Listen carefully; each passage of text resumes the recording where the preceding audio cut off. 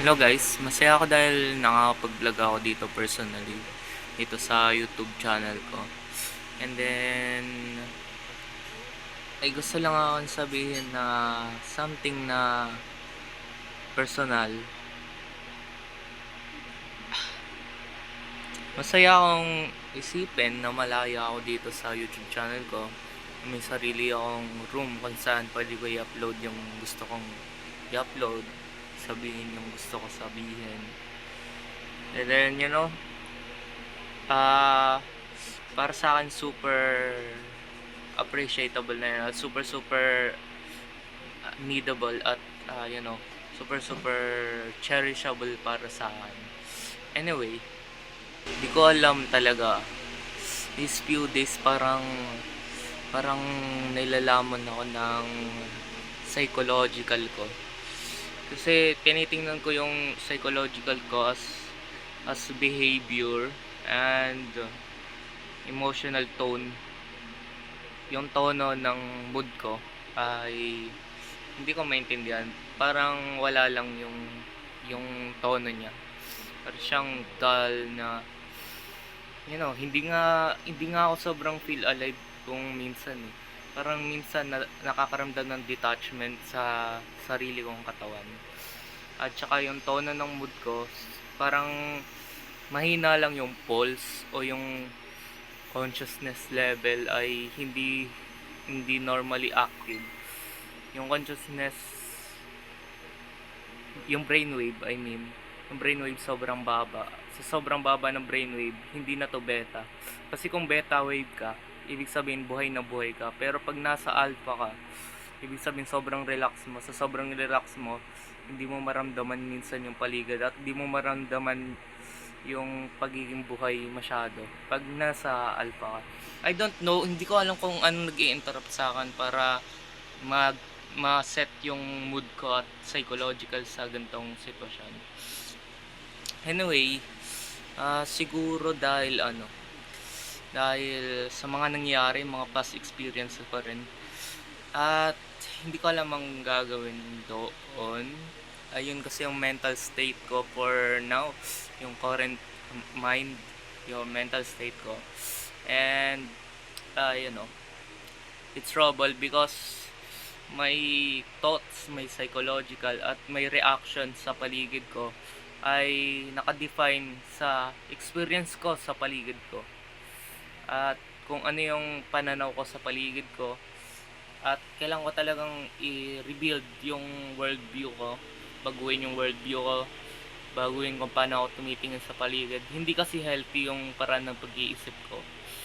May pattern ng thoughts na nag-iisip sa maling paraan, piniperceive yung paligid sa maling paraan na hindi healthy para sa pag-iisip ng tao. Parang parang nasi-shift yung focus mo. Kung meron ka pa bang focus, baka yung focus mo ay talagang ah, hindi na nagpa-function ng tama kasi yung focus mo, 'di ba, nasasanay ka sa mga madali ang bagay na lang instantly. Kaya yun oh.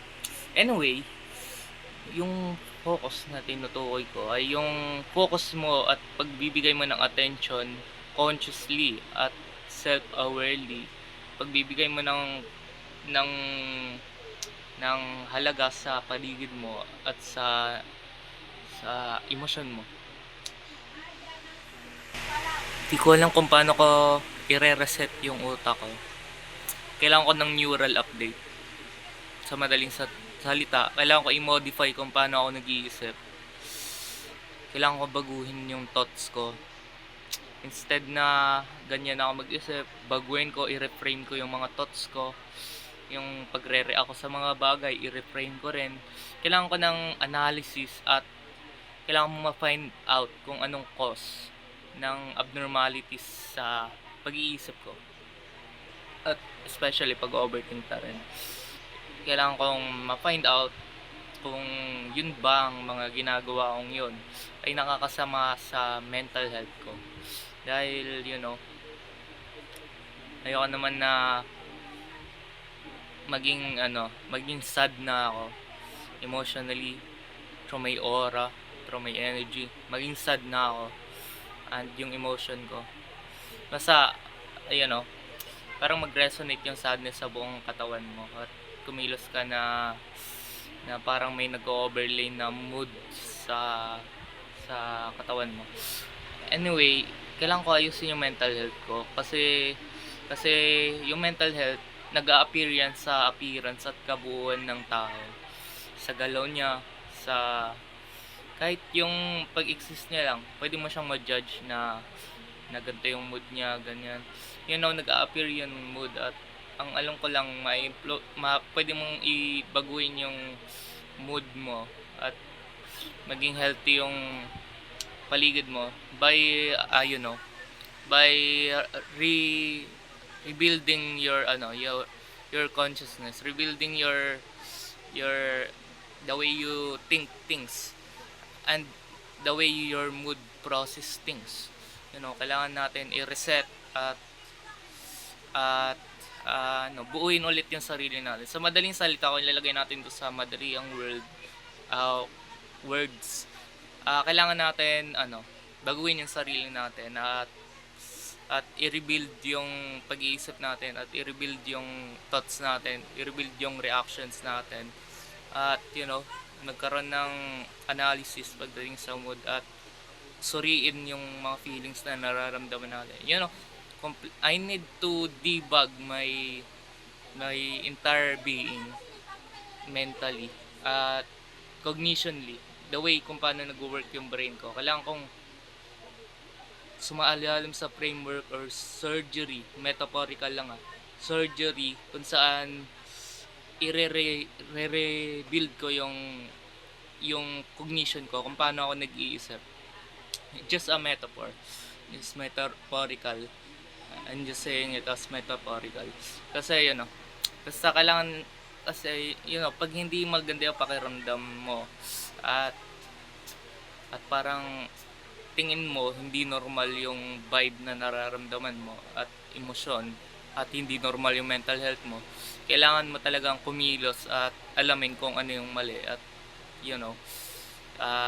i-analyze yun at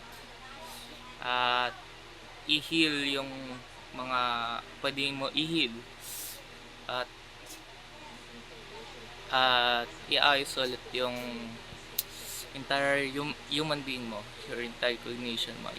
I need a cognition therapy kung saan a testing kung saan itetest kung tama pa ba yung pag-iisip ko, kung tama pa ba yung reaction ko sa paligid, tama pa ba na ganito yung mood ko, just to make sure na hindi ako sobrang feel low at nasa neutral lang yung emosyon ko. Yun lang, wala na akong gustong sabihin pa. Gusto ko lang maging self-aware pagdating sa emosyon ko at sa paraan ng pag-iisip ko, at gusto ko ring ayusin yun.